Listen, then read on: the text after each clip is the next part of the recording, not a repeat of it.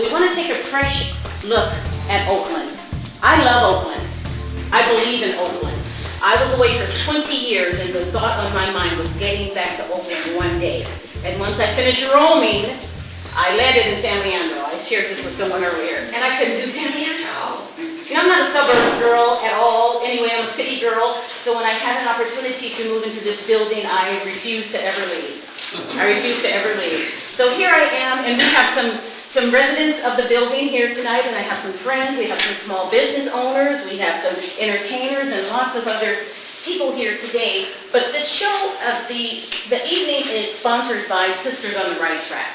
That's an organization that I have, along with 212 Productions. So some of the Sisters on the Right Track are Sherry Crenshaw, who just got in my shot. And could, that photo bomb or something like that? That's right, yeah. But she is a caterer, so I would appreciate And then we have Roberta over there, who's also the caterer. Thank you, Roberta Kingston over there. Kathleen Arnold, who's a journalism major, and she's here helping out with all of that as well. Thank you so very much. And all of the other people that are here. Also sponsor here is T25CL Entertainment. And I am very fortunate enough to be one of the newest talk show host for Galaxy Talk Radio, and I'm really great. My show is called Impact, and it's based on issues that impact our daily lives. So you can catch it on Galaxy Talk Radio Thursday night, 7:30. All right, tune in. Thank you. It's really great. All hot topics. We're gonna have the mayor on there for a hot topic one night too. Hot topic though, mayor. So I again just want to thank you. You know, the thing is, I do love Oakland, but I love our mayor as well. There's so much I admire about you, Mayor Quan. Not only that you're the first woman to be a mayor of Oakland, girl power, yeah. First Asian American to be, yes. Diversity. But what I love the most is your passion for the city. I've seen you out there walking the streets. I know how passionate you are about the children and education. So I really, really love that, and I admire you, and you have my full support. Those of you that are still trying to make up your mind tonight, why go any further? It's the mayor, so this is it. So I'm going to just step away and introduce Barbara, who is our facilitator, and she's going to moderate the Q&A session. And Barbara she'll introduce herself a little bit more, but she's also one of the hosts. She has a radio show called Straight Talk. And so, without further ado, Barbara! Hi everyone, welcome to tonight's wonderful event. I would like to give Sanalli a round of applause. Opportunity to meet Mayor Quan. Yeah, Mayor. Sisters on the Right Track presents Barbara McGee and Mayor Jean Quan. Well, good evening. And here we are at this wonderful opportunity to spend an evening with the mayor, Jean Quan. I'm Barbara McGee. And now, without further ado, I'd like to introduce the mayor of Oakland, California, Miss Jean Quan, who's with us. So thank you. This is sort of a slightly different form of a house party. So if you're tuning in and watching this after it's over, welcome. And you know, we do these around town. I've been doing them since I was mayor, not just for the re-election campaign, but just to get in touch with what's happening in the community. So we have been to most of the senior centers. We've been in apartments and homes and neighborhood associations throughout the city. So when people ask me today, how's Oakland doing? I basically say, jobs are up and crime is down, and that's not an accident, right? When I became mayor 3 years ago, you may remember that the country was at the depth of the recession. It would go on about another year. And in Oakland, because we have been what Martin Luther King sometimes describes that part of Oakland have been these islands of poverty and these vast oceans of prosperity. We were very uneven in terms of how the recession was affecting us. Oakland was particularly affected by the financial crisis. The city lost maybe 30% of its income from property taxes, and property taxes are the main way that cities get funded. We've lost maybe 9,000 homes to foreclosures. Most of those are back into ownership and are not in the hands of the banks, but it shifted who we are as a city. And when I became mayor, I found that my previous mayor had not made many of the cuts that the council made in very tough decisions the year before. And so we were $43 million more in debt than I knew. And then the recession would probably add it and make us up to about $58 million short on the budget. So one of the first things I had to do was to talk to the unions and talk to people in the city. And I said to them, I think that if we cut another 300 to 400 city staffers, including police, that's going to be very hard to turn the city around. And what I was very happy to see is that instead of letting another 300 or 400 people be laid off, that the unions came forward and each gave up about 9%. We closed, you remember the furlough days? We closed the city for 13 days. That's about 9% salary. And for the first time, my police union paid into their pensions. And why I mention that is because turnarounds happen for a lot of reasons, and in this city it's partly because the city workers gave, but it's also because Oakland was beginning to be discovered as the gem it is. That year, my first year as mayor, we would be named by the New York Times as the best place to visit in the world between London and Tokyo. Pretty good place, right? And I was just hoping that the local media would pay attention and also take a fresh look, because the New York Times was. So since I've been mayor, we've lost redevelopment, we went through Occupy, we also had the lowest number of police than we'd had for a long time. It took me a couple years to build it up, but now I have a police force that is constantly building with 1.5 academies in line. It's the most diverse police force we've ever hired. For the first time, over 50% of our police cadets are people of color. About 19% are women. That's the highest percentage of women. National average about 14%. And about half of them speak a second language, much like our city where we speak 130 languages. So when I say crime is down, it's not just because we're more diverse and we finally got the police up. We've also changed the way the police are organized and I think the attitude of the police department. We've broken up the police force into these little areas where there's a captain for each area. They have some ability to deploy officers based on what the hot spots are at that time. And they've been told, the two things that the mayor always says at graduation is, I had a year of hearings, and what everyone said from Hills to Flatlands is, get out of your car, talk to people on the corner, smile, and treat the citizens of Oakland like they're members of your family. And I say that at every graduation. We just graduated the largest class in history. And that's begun to make a change. We've also been able to put resources in the toughest neighborhoods, more police in those neighborhoods, and quite frankly, offering them choices. Federal prison, or get a job, get some help, work with our churches, turn your life around. And so crime's down. Shootings, burglaries, robberies are down about 1/3 right now. So jobs are up. So what's happening on jobs? And I'm going to talk a minute on that, and then I'm going to take questions. One of the things that I found that was most difficult was that Oakland had been green-lined in parts of the city for so long. We have less retail than a city of our size should have. And we've been able to produce about 600,000 new square feet of retail. So that started with the new Target store in the Emeryville, Oakland shopping center. All along our corridors, actually there's only a 5% retail vacancy right now in downtown Oakland.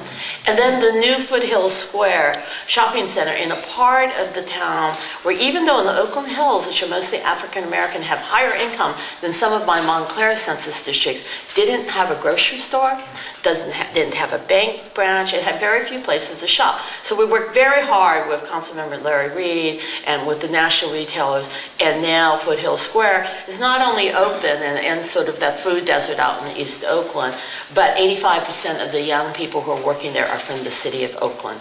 So I think there's a close tie between what Martin Luther King talked about, ending those islands of poverty and really providing that check that's been marked insufficient funds for a long time, because now Oakland's hot. Oakland is on the rise, and I'm very committed as mayor to make sure a huge part of the new jobs and new economy go to everybody in the city, that we don't push our current residents out as we welcome new people, because we're more affordable, we have more land for growth. We're planning to build about another 10,000, not just people downtown, but 10,000 housing units along the transportation corridors throughout the city and at the BART stations. That's a green city.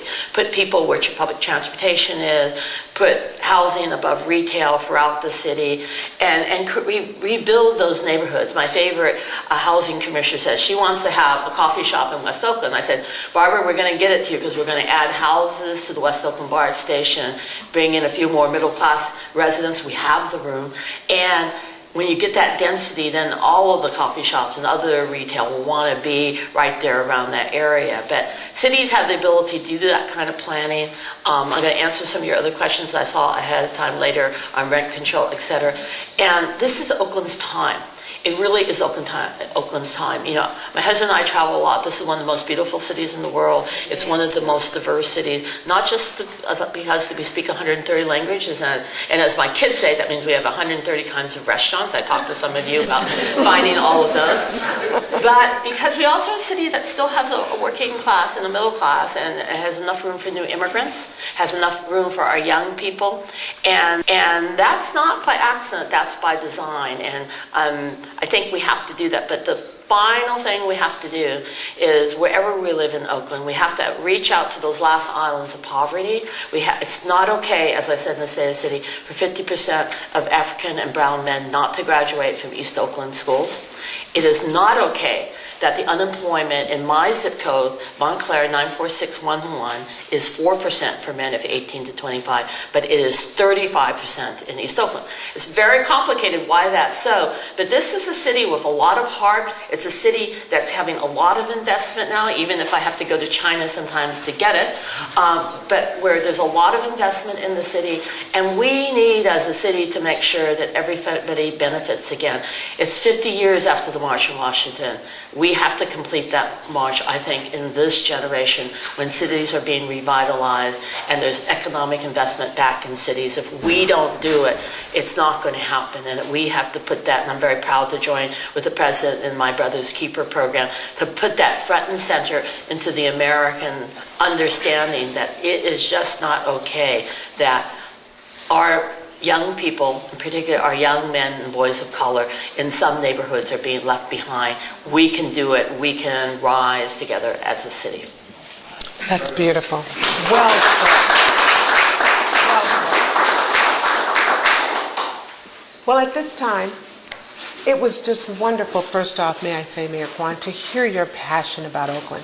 Because I've been an Oakland resident for 30 years, and you're absolutely right. As Sanalli said, we love Oakland, and we love to hear this update and get a clear consensus of your vision for the future, and we thank you for that. Again, we're here with Mayor Quan, and she's offered so graciously to answer questions. We have our first question right now from Ken. Ken, give us your question for the mayor. Well, first of all, good evening to both of you. Thank you. My question is there anything you could do about senior housing? You know, it seems like everywhere we go, they say it'd be 1/30 income, but by the time you pay the first and last and everything, it's like half of your income. And that's what I'm paying. I'm paying more than half of my income for housing. So were you a vet? No. Okay. And did I meet you at one of our local... At the San Pablo. At the San Pablo. Okay. All right. So... Thank you. Thank you. During the recession, there was very little investment in housing across the country. And you can remember about 2 years ago, the president was ranting that we rescued the banks, and then they were sitting on $7 trillion, that's with a T. I can't even imagine a trillion, $7 trillion that they were not investing. And a funny thing happened when I became mayor is that as soon as I became mayor, Jerry Brown decided that he was going to get rid of redevelopment. And redevelopment was the major tool that California cities were using for affordable housing, including senior housing. So what we've done in the last couple of years is we've rolled down redevelopment. We've invested a huge amount of that in affordable housing. So in the last 3 years since I've been mayor, we've built 1,700 new affordable housing units, and most of them have been senior units, partly because the developers could also get federal tax credits. The other major group of housing that we've built recently is for veterans, because the federal government, again, that is one of the areas they're investing. So a lot of the homeless men that we've taken off the streets actually have gotten housing in these new projects because the feds are paying a big part for affordable housing because Vietnam vets are becoming seniors. And so that's been a very interesting niche where we've been able to combine the vet money and the senior money. So we've built a lot. In fact, there's 2 new projects in the pipeline right now that are taking applications. So right down the street, it's not a senior housing, but it's affordable housing. That nice big lot, 3 blocks down, where they're constructing, that's going to be just under 100 new affordable housing units, probably in the best location in the city. So that was in my newsletter. If you follow my newsletter, I'm probably going to put it on Facebook pretty soon because they're probably going to get 10 applications for every unit. But we've tried very hard as a city to spread affordable housing throughout the city and not just put it in one neighborhood. We've also tried very hard to get, like in Forest City up the street, we put affordable housing right there integrated in there as well as standalone. Down at the new Brooklyn Basin project where there are going to be 3,000 new housing units. And to give you an idea of what that means to the city, in all of the 90s we only built 900 new housing units. So in the next 4 years we're going to build 3 times as much in just a 4 or 5 year period. So at that project, at the first phase of the project, 465 of the units will be affordable. It won't just be seniors, but there'll be some for families, etc. So we are in the height right now in terms of building affordable housing, partly because we're taking all that money before the state could snatch it away, and we invested a lot of it in affordable housing. Beautiful, beautiful. And we're going to our next question. Thank you, Mayor. Hal, your question for the mayor.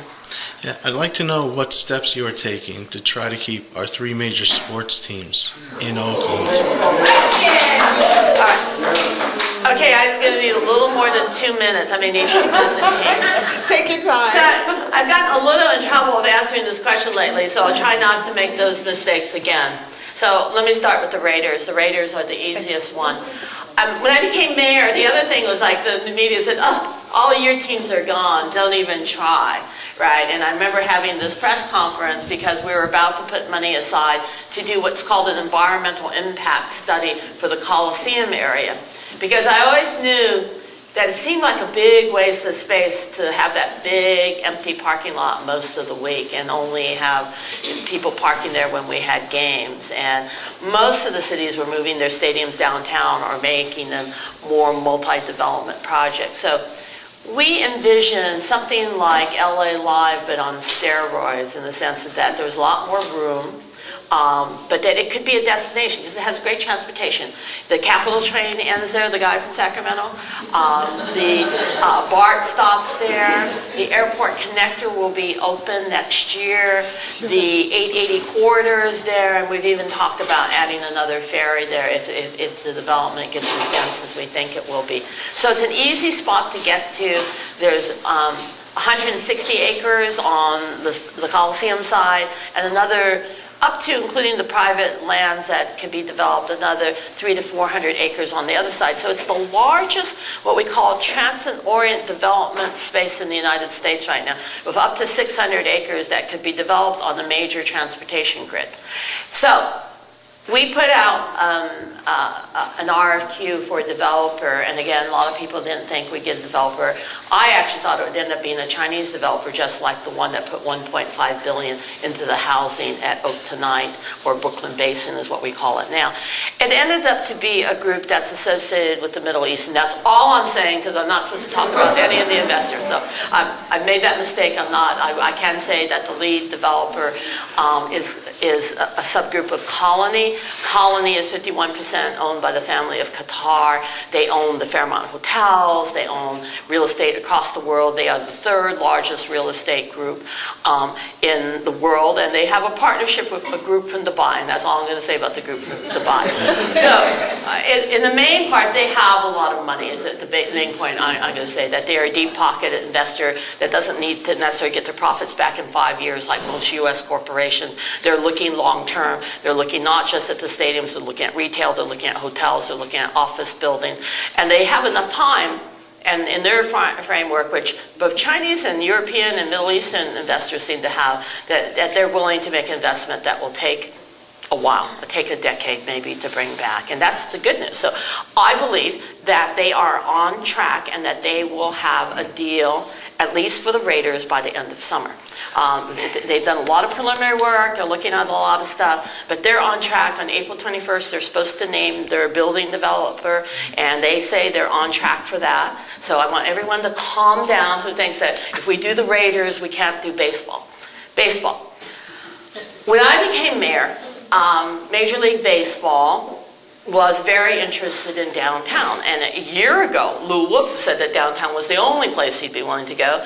This year, he says the Coliseum's the only place to go. I'm the mayor. I actually don't care as long as they stay in Oakland.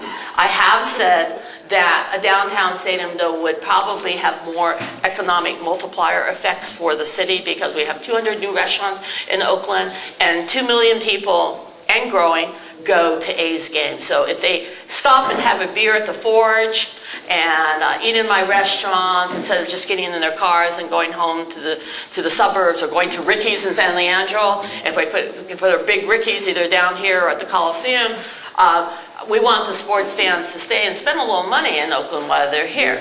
And so right now, from saying they never wanted to do anything in Oakland, the Lou Wolf is suddenly saying he wants to stay here for 10 years, right? And it's sort of like, why do you want to stay in that old stadium that you say that you don't want to stay in? It's sort of like, we don't get that. But basically, my sense is he's given up on San Jose. But we're not willing to talk about lease extension, I think, both the JPA, which is Joint City-County Agency, and others, until he says where he's going to build. Right, so when I became mayor, met with the representatives of Major League Baseball, and we told them I was serious that we would get them to locations. So with the Coliseum, with a developer, is clearly an option. And now the CEOs of the town have come together and have gotten from the Port Commission the rights for a year to design, develop, and negotiate something, basketball, baseball, but a stadium downtown, and obviously that would probably lead to some more hotels and more retail down in Jack London. So if you think about how the Oakland waterfront is developing with a new Coliseum City, with the new housing around Jingletown, and then Brooklyn Basin with 3,000 new condominiums and convention and sports facilities at the north part, and at the same time with the Army base, the expansion of the Port of Oakland. When I talked earlier, and I'll come back to ask me, it's one of the billion-dollar projects that's lifted Oakland's economy up so that I can start to afford to bring back city staff. But that's the A's. They have a choice. They need to make a decision soon, I think, because once the Raiders decide where they're going to go, we're going to start moving things around at the Coliseum, etc. But I think we're in a place, and I delivered what I said I would do: 2 viable sites with site control and possible financing. The third team, the Warriors. I've always said, if I had known when I came in that the Warriors were going to try to leave right away, I probably would have spent a little bit more time up front.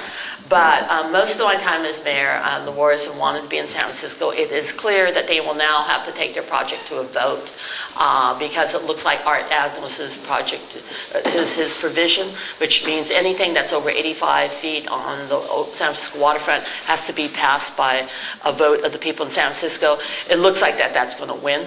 And then they'll have to do a vote actually on that side, and it doesn't look good for them, I think, despite what they're saying. So the Warriors have asked for an extension for another year. So that means if I win a re-election, or when I win a re-election, as my husband would say, the Warriors are going to be here during the time I'm mayor. So we've been watching that. The one thing that the East Bay mayors did do collectively is we just didn't want any exemptions for anyone, the Warriors or anybody, to build on people on the waterfront around the bay. We once almost lost the bay. If you've ever seen the KQED special, you know, when they were literally, we're going to pay over the whole bay and subdivide it, right? But those protections that we put on the bay and the waterfront, including mine, are pretty important to preserving the bay and preserving really the beautiful place we live in. Beautiful answer. Well, we can all relax. Or you can ask a follow-up. My throat was here because I am a diehard Raiders fan.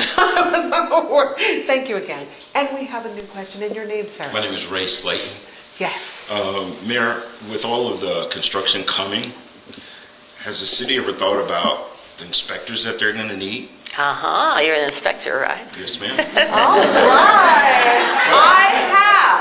I have. And so one of the things I'm taking to the city council is we have this 2-year budget process. It can be very slow. I actually want them to give permission to the city. Something that I did when I was a council member and I chaired the finance committee is we allowed the building department to hire as needed as long as they had the permit fees. And so I think we're going to have another one of those booms, right? So if you think about it, we've got a $1 billion project at the Army base where we're now clearing, we're going to build a new berth, we're going to extend the railroad tracks, and we'll probably put in 40 new logistics warehouses, minimally with Prologis, and now we're working on the plan for the other side of the port. So there's going to be a lot of construction there, and 50% of the construction on the Army base has to go to Oakland residents. We're right now at 52% because we're just at tearing down old buildings and grading, and there'll be more jobs coming up as we start building above ground. We have in both of the projects, so the 50% higher at the Army base and at the Brooklyn Basin project, 25% of all the apprenticeship hours have to be young Oakland residents or Oakland residents. And that's pretty important because someone said, why only 25%? And I looked at the young man and I said, did you really want to live in a building that was built by 50% new, brand new trainees? Don't think so. So we are really focusing on that. And Sanjay Swanson, who's my deputy mayor, formerly assembly member who led the labor committee, we're trying to now develop these school-to-career programs that link high school students with community college straight into the pre-apprenticeship program and then into the trade jobs. And we think we have enough construction going for the next 5 or 6 years where we'll have thousands of jobs that people will be able to get their union card. Because when I was young, one of my first jobs was with women in apprenticeship. And I could get women hired as electricians, etc. They'd be on the job for 2 years and then they didn't get rehired. So one of the agreements we have with the trades is they'll keep people working because we have so many projects. And then if we build these baseball and football stadiums, that's even more work. And that we can get people jobs. So once we get started, we're going to have the need for more building inspectors, and I have a lot of boomers retiring, so you should apply. Put your name in the list. Very good. Great plug for yourself. Everybody, this has been just wonderful. If we want to just take one small break, we'll be right back. Greetings, I'm Sanalli, host of Impact, the show that discusses issues that affect our daily lives. Here at Impact, we understand that life has its ups and downs, ins and outs, ebbs and flows, and that sometimes things just don't go right. But the good news is that you are not alone. Our show provides you with a platform to enter into a dialogue with a panel of subject matter experts as they share personal stories regarding social pressures, relationships, and spirituality. By participating or just listening in to these discussions, you could possibly discover a solution to your challenges or even share some words of encouragement to uplift someone else. So join us on Thursday evenings at 7 o'clock Pacific Standard Time. It just might change your life. Imagine the impact. All right, and we're ready to get a question in your name. My name is Jessica Harris, and I'm from San Francisco, so I drove over here just to primarily meet the wonderful Mayor of Oakland. Oh, Thank you. that's wonderful. And my question to you, Mayor, is I'm an event planner, so when I have clients coming into the Bay Area, I only have a couple of hotels to pretty much bring them into, either the Marriott or the Claremont Resort. And I was wondering, are there any future plans for any additional major hotel that's going to be built here in downtown Oakland? Thank you. That was a ringer question, because my next series of announcements in the city will be about hotels. And you're right. I was at the Visit Oakland event just a week ago, where we rolled out the new publicity that we're using. You can use it yourself to organize a local convention for your sorority or for your church, etc. We are at the point now where there's at least 5 or 6 hotels in the pipeline. So there is one closing escrow right now in Chinatown, and they're planning to build one between Franklin and Broadway. There is one being planned by a group called Strata, and they just bought parts of the city center, and it looks like they're going to buy some significant other pieces of property that you'll hear about in the next few months in Oakland. And many people are looking at the spot where the Sculpture Garden is across from Sears, next to the Fox Theater, and there are so many bids right now on that property, so that's the third one. We think there will be an additional one in Chinatown. There will definitely be an additional one on the waterfront near Jack London, and the question is, though, if the baseball stadium goes there, how big it will be. But we have always planned for a 4-star hotel on the waterfront that would also expand our convention facilities. In addition to that, we believe that the Colony Group will put a hotel at the airport connector. They haven't gotten that far on their plan, but when they talk about what they plan to do, they're talking about retail. Depending on what facility they build for the Raiders in particular, it would make sense to put a hotel next to the Raiders Stadium, next to the airport connector. So there's a lot of those kinds of discussions. So no, I feel it, because now, the other day someone came from Washington to give us an award, and he didn't ask for help for getting a hotel, and I think he stayed in Newark, right? Because he had to be in the federal budget, and he didn't book weeks in advance. So it's getting very, very tough. So this is a tip to anybody in Oakland. You got relatives coming in, make sure they book ahead of time. If they book for the Oakland Convention Center, they can often get a discount. Very good. Well done. And we have our next question. Thank you. Doug? Yes. What is your question for the mayor? Yes, Mayor Quan, I'm concerned about global warming, also known as climate change or climate disruption. And we all know it's caused by man-made sources of burning carbon fuels and coal and increasing carbon dioxide and greenhouse gases in the atmosphere. Now, San Francisco claims to be the greenest city in the United States. I'd like to know what the city of Oakland is doing to raise our stature as a green city. What kind of initiatives we have as far as putting solar on rooftops and greening our city to make it a more sustainable city. Thank you. Well, Oakland and San Francisco have a pretty friendly rivalry. Sometimes they beat us just because they're more dense, right? And so, because one of the things that measures on greenhouse gas is how many people don't have cars, right? And they're more dense than we are. But actually, on 2 of the measures last year, we were ahead of San Francisco, right? We were named as the greenest city on one measure, and we were named as the second greenest city on the other measure, and San Francisco was not ahead of us. But it all depends on what people count. Right, and so they usually beat us on the percentage of the workforce that rides their bicycles. But after I get my bike share program, which we just passed through MTC, we're going to have 450 bikes here in Oakland that are bike share bikes that people can ride, just like in the city, and 300 at Berkeley, and then we're going to give some to Emeryville. But we're going to create this big triangle. And I've been asking and demanding money because they've had the money for a long time, and we're like contiguous and flat.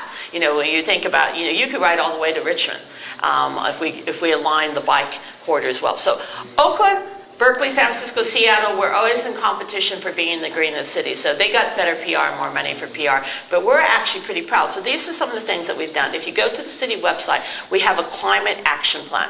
And we're trying to get our greenhouse gases way down. And these are some of the things we've already done, and these are the things we still need to do. So for instance, Oakland and San Francisco were the first cities to compost our garbage. And we compost them in very smart digesters and in places where we recapture the methane gases. So that's a big part of our contract coming on garbage. So I hate to warn people, garbage bills are going to go, partly because we haven't had an increase in 10 years, but partly because we're also demanding green technology so that we don't add to global warming. And so I was on the council and I actually passed a resolution to make sure that we compost all of our food waste and all of our green waste. And that's really, right now, we're to the point where we divert from the landfill between recycling and composting about almost 70% of all of our waste, right? So we're way ahead of the national average, which is about 30% in the Bay Area. And then people started to fall. So I also happened to write the legislation on plastic bags and on styrofoam.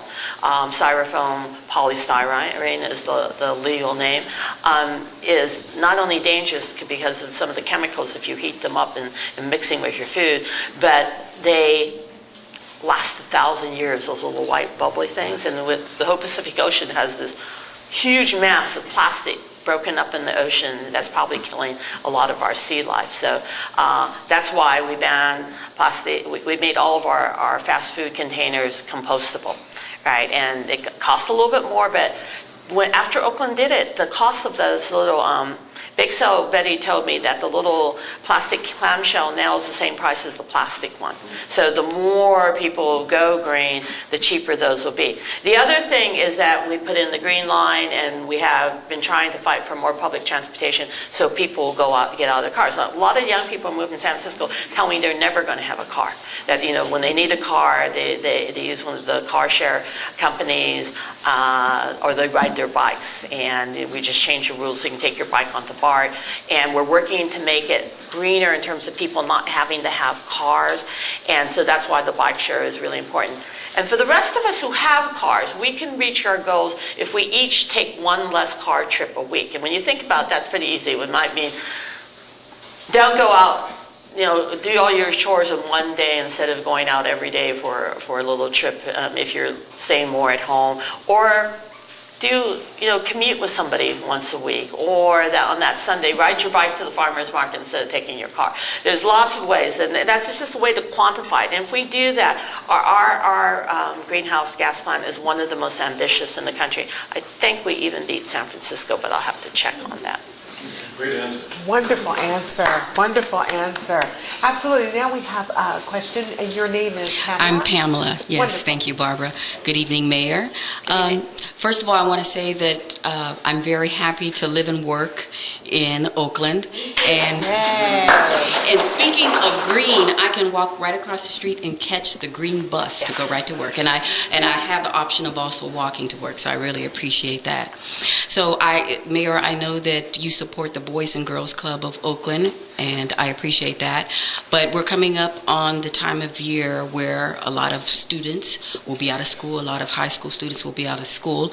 And I'm wondering, what are your plans for summer jobs for youth? Now, was that a ringer question? So, Thank you, Pamela. when I became mayor, a lot of things happened. I could not believe it. In April, my first year as mayor, the Republicans cut the mayor's summer job program. And I only had 2 months till June.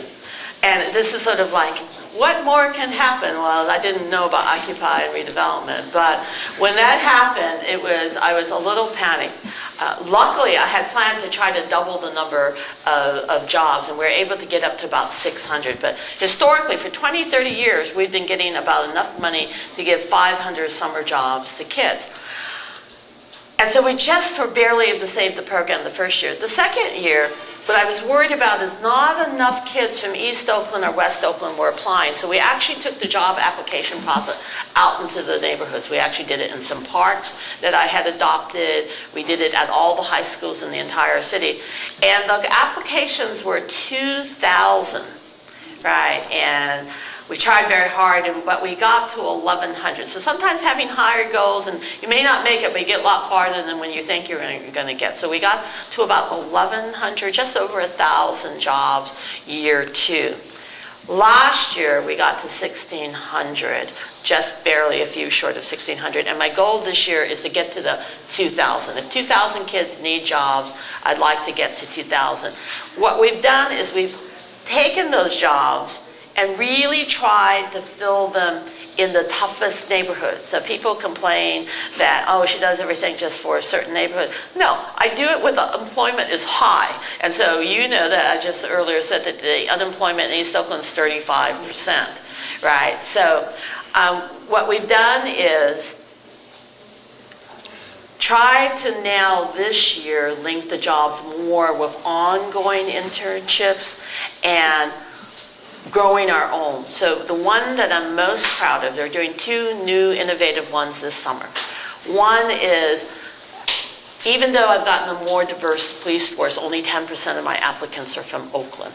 So we are hooking up with 2 high schools, and every student who's a junior or a senior in those 2 high schools are being offered the opportunity to be an explorer with the Oakland Police Department. So I don't know how many I'm going to get. They're not as popular as the fire department. I can always fill the 25 for the fire department, but I never seem to be able to fill the ones for the police department, where we're going to try really hard. I talk about it a lot. I'm adamant to get 25 kids who just don't want jobs. And like sometimes I found in the fire department, there were a lot of women who actually didn't want to be firefighters, but actually when they did the internships, they actually realized, oh, there are other things I could do in the fire department other than climbing buildings with 50-pound hoses on my back, right? And so it's been very interesting, but I'm adamant this year to get at least 25 young people who want to be police officers. And what we're saying to them is that we'll give you an internship year-round to stay and work with us as explorers. And if you go to the Merritt College Law and Justice program, you'll have a chance to become a cadet, which is a part-time job while you're taking the law and justice classes, and we'll let you do that until you take the test to become a police officer. So I'm really trying to grow my own because I don't have enough Afro-American candidates, I don't have enough Oakland candidates, and so we're going to try to change that. The other program that I'm doing that is new and unique is because we don't seem to get people to feel like they can cross that line to go over to the Army base. We're going to try to do a big sort of pre-apprenticeship program at Laney College where the Oakland building trades are going to give kids sort of like a rainbow spectrum of what the different jobs in construction are, because you know you could drive a huge machine, or you could be a laborer and build very good and needed ditches, or you could be an electrician. There are so many different jobs, and they're very well paying jobs, and they are very forgiving of what the president calls youthful indiscretions, as long as you're test drug free. And so those are really important, because literally there are going to be 2,000 to 4,000 construction jobs in the city. If I could take 2,000 or 4,000 kids off the streets of Oakland, I'm not going to need so many police, right? At the same time, we're asking the entire city to look at how to change how we use summer interns. Don't just use them to come in and answer your phone and staple papers. Think of it as successor training. And so last year, my most successful department, the one I'm going to give a prize department, has the most kids who want to come back and work for the city. The one that won last year, when I had sort of a little lunch for all of our interns and asked them what did they learn, and then I asked them how many wanted to come back and work for the city, and only 5 raised their hand. And I'm like, okay, why is that? And then 4 of the 5 was from the finance department. And I'm like, so like that's not my most sexy department, right? And what they said, what I found out is that department took the kids to the stock exchange, showed them where they sold and bought bonds, took them to the mint, and really showed them about economics and what the different jobs were. So I have this challenge now with all my department heads, and one of the most interesting is the library. For the first time in many years, we're going to take high school interns again, and we're going to hire them year-round. And so we're trying to do that with every department to look, because I've got a workforce that's probably at least 40–50% boomers, and they all, if they can afford it, could retire in the next 4 to 5 years. And so I want Oakland kids to take back that job. We're doing the same thing in healthcare with the hospitals, etc. So I'm a former school board member. The school to career academies were at the height when I was president of the school board. I want to help them rebuild those. I want to make a smooth transition so that Oakland kids can get the jobs in this really booming city right now. We're booming in healthcare facilities. We're booming in construction. We're booming in transportation. I'm hoping we'll continue to boom in hotel, entertainment, and the arts. So we want those jobs to go to Oaklanders, and the summer job program can be the bridge. That was a beautiful answer. Absolutely, and we're all in support for that. We all are in support for that. I want to know, how many more questions do we have? Okay, so that we have three? Three more, okay. Three? We have four? Okay, we're going to have to keep it. Okay, I'll try to keep questions short. Mine is short. Yeah, okay. Fred. Hello, what is your Barbara, question? and good evening, Hello, Madam sir. Mayor.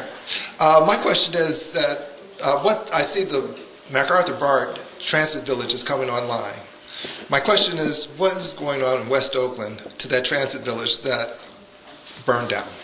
Okay, all right. So, Thank you. West Oakland is, the historic heart of the city. It's where all the immigrants originally lived. When I was a college student at Berkeley, I was part of the Student West Oakland project. I actually ran tutorials down at many of the schools like Cole, et cetera. And so when I was a student, I used to help the neighbors print out these leaflets because redevelopment just flattened West Oakland. And a lot of people started moving to East Oakland, but many of them actually didn't have a choice after a while because they were just tearing down all the Victorians, et cetera. So I felt very sad when I came back to Oakland and saw that it was still flattened. They hadn't rebuilt it. And it's just like it tore apart a very strong African-American community. It used to have middle-class doctors and insurance people, et cetera, barbers, et cetera. So it is now a time during the recession that we took certain neighborhoods that needed to be built up, and we did these area-specific plans so that now that the investors are coming in, we can move quickly. So we did a lot of environmental impact studies, et cetera. So I believe that there are at least 2 developers who now want to develop housing, more middle-income housing around the West Oakland BART, because we have a lot of low-income housing there. So, my housing commissioner can have her coffee shop. She needs a few more middle-class neighbors. And so they are talking about a developer for at least 2 different spaces there. So I believe that, and we've been able actually to find some Chinese developers who are willing to invest in building them, in at least one of them. So I actually think it's going to go ahead. But there's still negotiations over which developer gets which side. And then once they develop their plan, we've been trying to match them up with people who now want to invest in housing. Housing in Oakland is considered a very good investment now by certain people, including the Chinese, because they like project-ready projects where they're going to get a steady income back. And so I'm very hopeful that the West Oakland housing will happen. All right, and our next question, your name, sir. Norman. Yeah, my name is Norman Brown. I'm with Peacemakers, and we work in the schools, both grammar schools and high schools. My concern is also about youth programs. I was the manager of the citywide youth programs in the city of San Francisco for 18 years. One of the things that I'm concerned about is getting local businesses to sponsor a young person. They don't have to hire that person to work in their facility. What we do is we cost it out. We say, okay, so it costs, let's say, $3,600 for a summer for a young person. Ooh, that's more expensive than us. Well, that's just a figure. And it's probably too low. But the idea is to get all of the businesses and individuals, if they care to pay for a summer of work for a young person.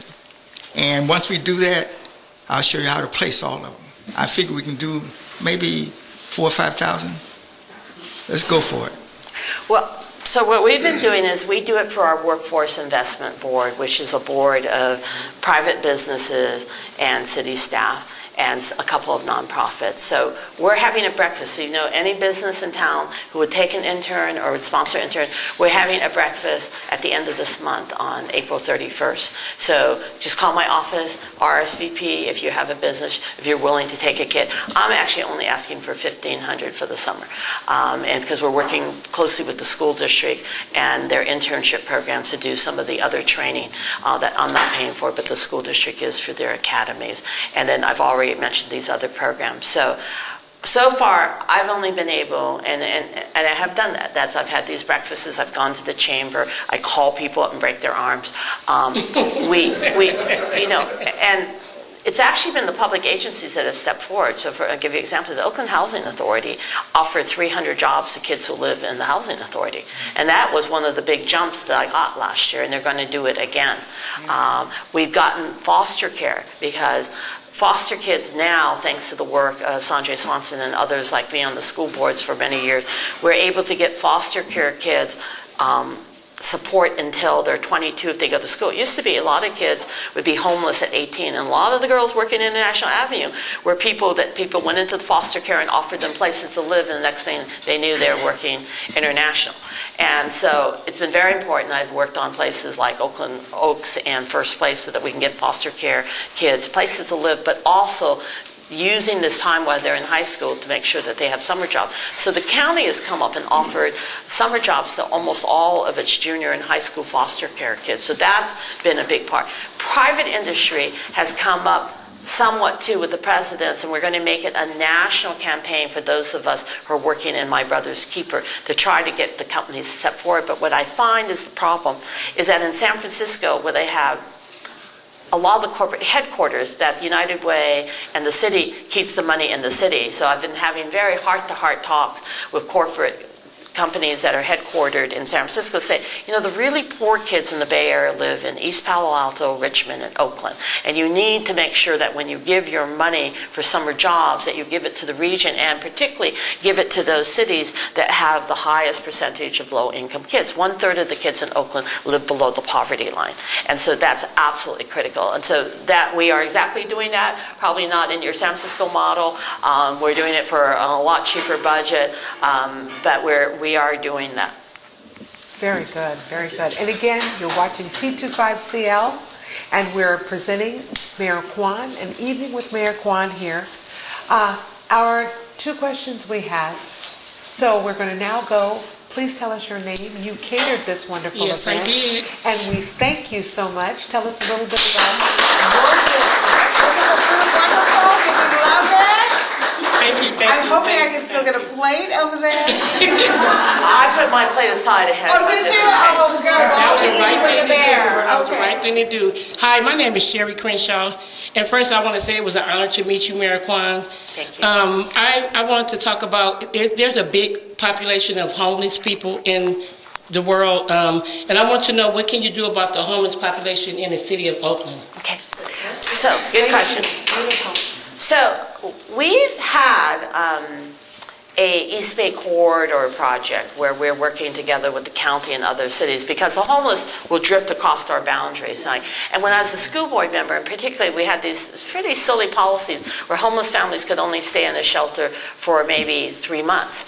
Not enough time to stabilize. So we've changed a lot of those policies, and we pretty much in Oakland, there are no families with kids on the streets of Oakland right now, because we've developed transitional housing for families and several facilities that just take families, and we try not to break up the families. Because the thing I found the most serious when I was a school board member, and I led a lot of the work around this, was that if your kid was over 13, they'd separate them off. Right? In this city, you can't send a 13-year-old boy somewhere else.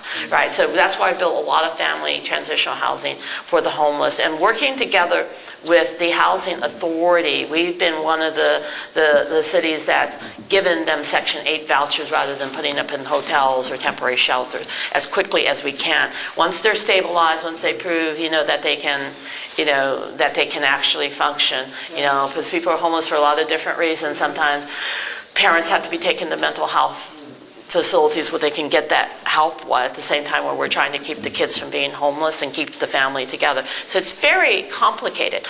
Most of the homeless left on the streets of Oakland now, and the number, almost no families in our census. And I go out to every census, right, on the night when we count the homeless, go under the bridges, go to different places.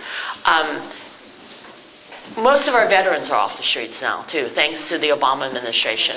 And so if you've been to the new Gateway, it's a very interesting combination of Vietnam vets and little old Chinese ladies. It's right there on the edge of China, right? And it's a very, very interesting little culture there, and they fight over the gardens and whatever. But that's 50% vets. And many of the people who used to sleep in City Hall, I was really worried that the occupied people had scared them away. And then when I went there, they were like, Mayor Quan, we're so lucky we got into this place, right? And I was so happy to see them, because a lot of them had been Vietnam vets, had been on the streets for a long time.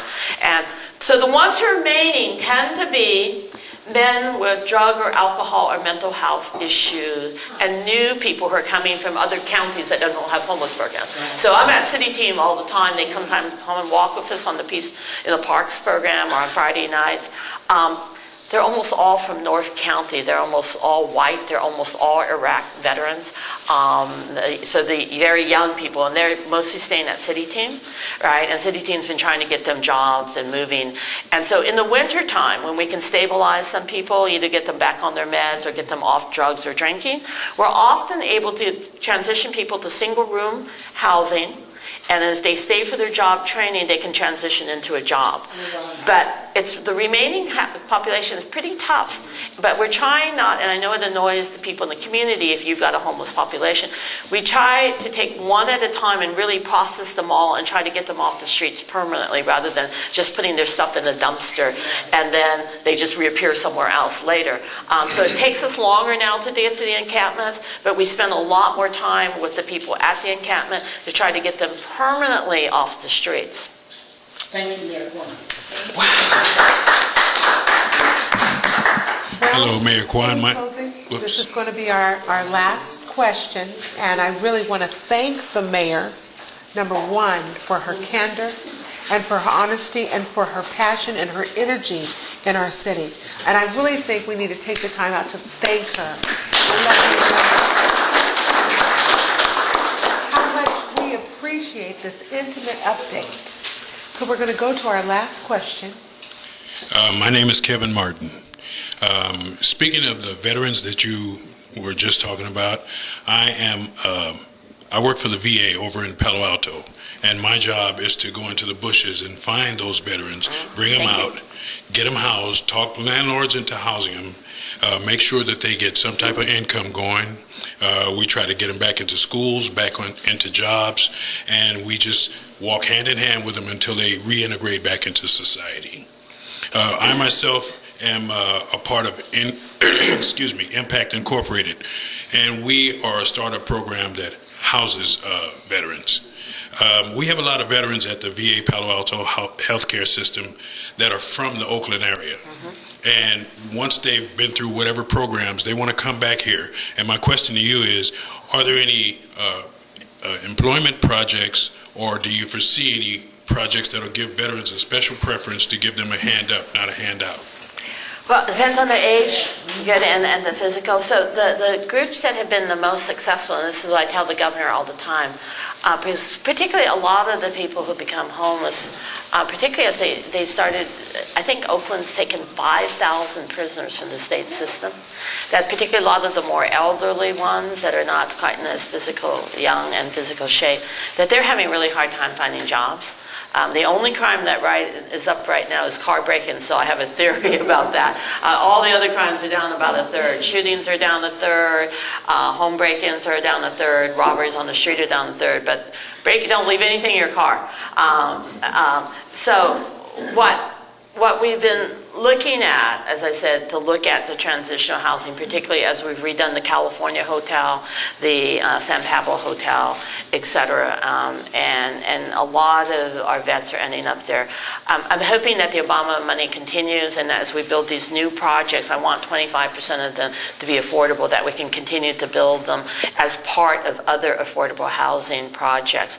So I would just say talk to Susan Shelton and talk to my housing people to make that nexus, because I have a one-stop housing office at 250 Franco Gowa, and so whatever your problem is, whether it's mortgage, the banks, or being homeless, they have a one-stop there. And then Susan Shelton is our wonderful homeless coordinator. She's been part of the county overall plan, and she can tell you what's coming up right now. But there's actually a lot of affordable housing projects that were being built during my first 3 years that are coming up, and they're beginning to take names. So Bridge Housing down the street, and the housing center, the Catholic Cathedral Housing Project, actually sort of downtown. I think a lot of seniors will be in there. It'd be perfect for the vets who are seniors. Okay, thank you so much. I thank you so much for your questions. And now, everyone, we're going to hear from the CEO of T25CL. He's going to give us some remarks, and then we're going to go to Mr. Quan the mayor's husband to find out how you can get involved with Oakland and with the re-election of our mayor. No, I just have an exit question. Really? One more question, go ahead. It's a very biased question. As a filmmaker and an owner of a multimedia company, here in Oakland, we need a state-of-the-art community access channel. We have a lot of artists here. We have filmmakers here. We have directors here. We have producers here. We have to go to Berkeley to do it. I was in Long Beach last week. They're welcoming us to come down there. I want to do it here in Oakland.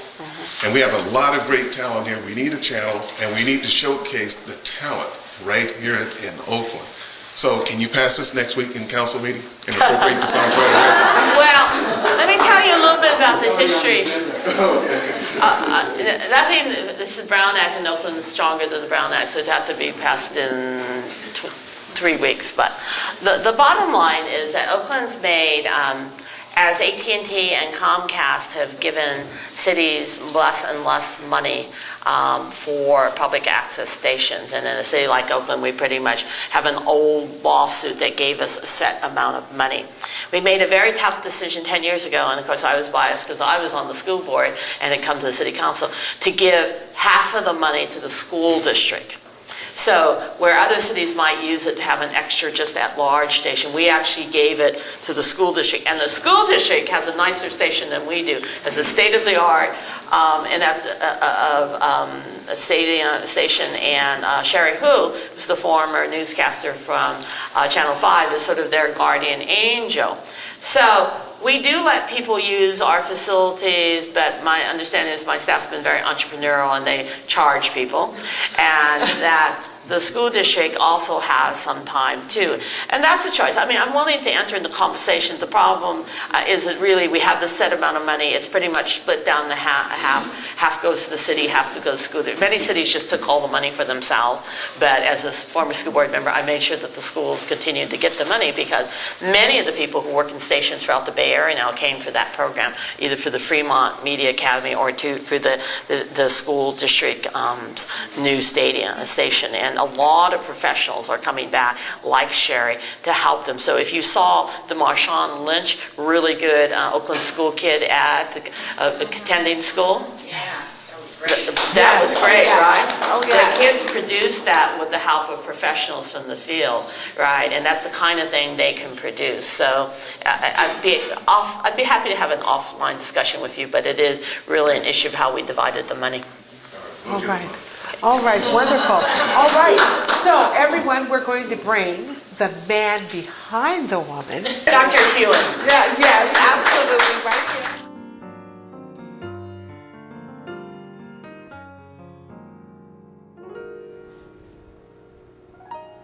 Oh, there you are. Well, welcome to Straight Talk from the Hired Brush. And guess what? I'm your host, Barbara McGee, celebrity makeup artist to the stars. And I want to welcome you to the Penthouse. We're going to be talking to some of the wonderful people I've had an opportunity to work with in the industry.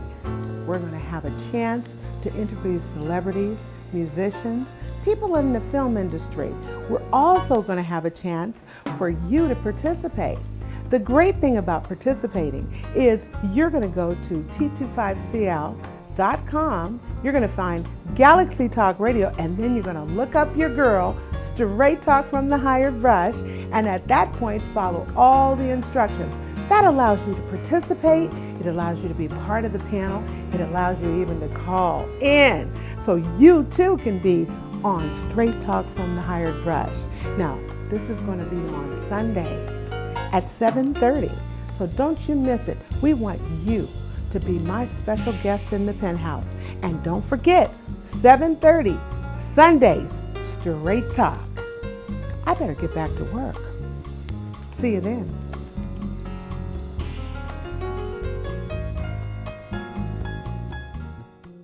So this is my beloved husband, Dr. Floyd Hune.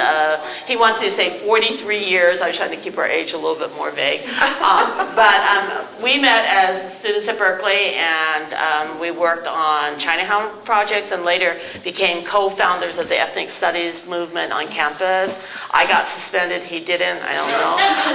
But we have been involved in community organizing in Oakland most of our lives. We spent a little time in New York when he was going to medical school. But he's really been my partner and my best friend and a really frantic campaigner. So he wants to say a few words about the campaign. Most of you probably have never been involved in a campaign, and it's really pretty simple. It comes down to people. I want to recognize a few people in the audience today. One is Will Stevens right there, is one of our inveterate campaigners. Kathy Dwyer right here is one of our main volunteers. Her son was helping, and Christy McCarthy helps. The hours of effort they put into making this thing go. 4 years ago when we ran, we were up against the best organized, best funded opponent in the history of Oakland. And we ran a grassroots campaign that nobody has ever seen like it until now. And we won. We won by 2,000 votes. It was close. 2,000 votes is nothing, it's a pretty close race. But we did win. And it was all about one-to-one effort. It's talking to people. This time around, as you heard from my wife, the amount of stuff she's done for the city of Oakland, this should be a no-brainer. It should be a no-brainer.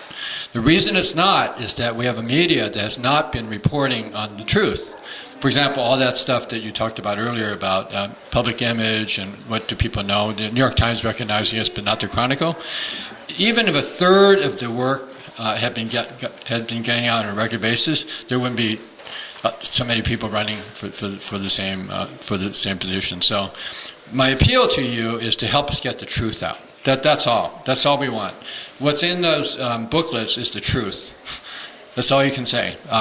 And once the truth gets out to the majority of the people of Oakland, we're going to win re-election. Now, there's a special effort thing that I'm going to ask you. Those of you who live in this building, as you know, it's not so easy for me to go up to a locked door and knock on the door. It's easier to go to a single dwelling home. So anybody who would like to help us get the truth out around this mayor in this building, that's 600 people that live here. That's a lot of votes. So it's all about one-to-one. We used the Obama method. It's 1 to 25. The first time we did that, we had 1,000 volunteers. Each of them talked to 25 people. We got 25,000 first-place votes. It's really pretty simple. It's this simple, after you've done it. So that's what this is all about. It's about getting out the truth, and it's about getting the word out. There's only 6 more months to voting starting in October. I know for those of you who aren't involved in the campaign, that seems, well, I didn't know that. Well, of course we know that. So I'm making an appeal to you to get involved. We have sign-up sheets here, and I even have volunteer trainings. Well, has volunteer training been interesting and invigorating for you? Exciting, lots of exercise. Right. See, he's keeping his weight down just like me. I've already lost 9 pounds. And I walk every weekend, Saturday and Sunday, and that's not something I do normally. So it's definitely a great thing to do. So also, if you'd like to donate to the campaign, we have envelopes here, and that's sitting right there on that. So thank you so much for doing this, Sanalli especially, and Ms. Let me just add one thing. Let me add one thing. I haven't been campaigning much because I've been busy running the city. And I know the next few months I'm going to have to change more to a campaign mode and take a little bit more time. But I really am trying to finish these major projects, the sports teams, etc., before we get into the hard heat of summer. But I want to say that a lot of people didn't expect me to win. It's been much tougher being the first woman mayor because you're always second guess, and that's just part of of being a woman mayor in America. There's only about 10 of us in the top 100 cities, and there aren't that many of us. But it is also, I think, that sometimes people just don't want to acknowledge Oakland, and so I don't take it all personally. But I do know, and that I thought we had a good chance to win. I wouldn't have given up my council seat. I wouldn't have taken a second mortgage on my house. My opponent had $2 million to spend. We were never going to have that money. But I really believed in the people in the city. And I believed that we could get 1,000 volunteers who would then turn around and contact 25 other voters. And that would mean either contacting people on your floor, coming down to the phone banks. A couple of you were Obama phone bankers. I remember calling into Ohio on the night before the election. And so some of you are really good and professional phone bankers and helped us go through Nevada, Colorado, and Ohio. And I think we did Seattle too, out of Oakland. So there are a lot of very experienced people who came out of the Obama campaign who helped me when I ran for mayor. And it is really about grassroots. And in some cases it is about the media bias, you know. So for instance, people don't know that the Oakland Tribune will not let me print anything now under my name and has not for a year. Right, but when they're blasting, a white guy who lives in the suburbs of Walnut Creek is blasting me on the budget, and they won't let me respond, right? And that's not fair, but that's just my life, right? But the city in general, you can't deny that we've had $3 billion projects underway. Now, actually, the third one's still a secret, but you'll hear about it in the next few months. I have to remember what's public and what's not public. We have all three of our sports teams in play. We had a budget that was almost $50 million in deficit, and we now have, we've always kept a full reserve for that, and we brought in about $18 million more in revenues than we expected this year. Now, of course, the council overspent by 10, so I only actually have 8, but I'm actually expecting with these new property sales, I'll have 10 for next year, and that will bring in yet one more police academy. Everything for the city seems to be going in the right direction. And crime, it's not just like people are quibbling over the murder figures. I mean, they're basically tracking last year. April was a bad month. I bet you we go beyond last year. But remember, guys, that murders went down 30, almost 40%. Yeah. That is the trend. And the trend, and I see those kids every morning. I think about what it's like to have 2 classrooms at Castlemont, because kids cut school a lot. There's probably only 20 kids in each class. 2 noisy classrooms of young guys who are there learning and living that might not have been there if the trend had continued. So the trends are important, and the trends that people are investing in the city, that we attracted the biggest investment from a private investment in China. It means something. It means that people around the world see Oakland differently. They really believe in it because they're putting their dollars, or I guess it would be their yuan, into our economy. And people are moving over to the city, from the city to our city. And someone said, are you trying to compete with San Francisco? I said, no, Oakland is Oakland. We're not trying to be San Francisco. We think we've done some things better, and we have better climate anyhow, and better food. So we are trying to be Oakland, and we have this opportunity to really deliver on Martin Luther King's speech. I think about this, the quote, it's the part that's never talked about. They always talk about going to the mountain, whatever. But he said at the end of that speech is, I don't believe that the Bank of Justice is bankrupt. I believe that that our children will see the promised land, but they'll also see that check, right? It's the economic prosperity that we can provide in the city, and Oakland can really be a model for the country. There's a reason why we're part of My Brother's Keeper, because this is a city that's trying very, very hard to turn around those decades of cycles of unemployment, poverty, school dropouts, and violence. And I truly believe the city can do it. We have enough talent. We have an army of boomers coming along the way who are highly educated and are going to have a little extra time. So like I nag almost all of my friends to take a kid, to take one of those kids, particularly the tough kids. So if you were tough enough to be a PTA president, I just told a friend of mine recently, you're tough enough to take a foster kid, right? And the foster kids, there's like 80 of them now waiting for mentors. And so this is the last thing I did. If you can't volunteer on the campaign, you decide to support another candidate, that's okay. But you can mentor in a school, either helping a 3rd grader read by 3rd grade, or taking one of those tough kids or waiting for an advocate in foster care. We had 200 at the beginning of the school year. We're down to 80 kids who are wanting an adult to work with them. And so that's really one of my goals this year is by the end of the year, before summer starts, that every foster care kid who wants an advocate and wants an adult to work with them will have somebody to work with them. So that's what I have to say. Thank you.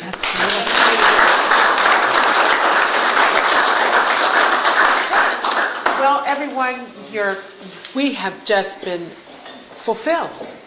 As citizens of the city, we have had an opportunity to sit intimately with the mayor and to understand what is the projection for the future, her vision. We've had an opportunity to see and hear the complexities of what it takes to run a city, and I am very impressed, and I'm so thankful that you took this time out of your busy schedule to be with us here. And I'm so thanking Sanalli for having the vision and the opportunity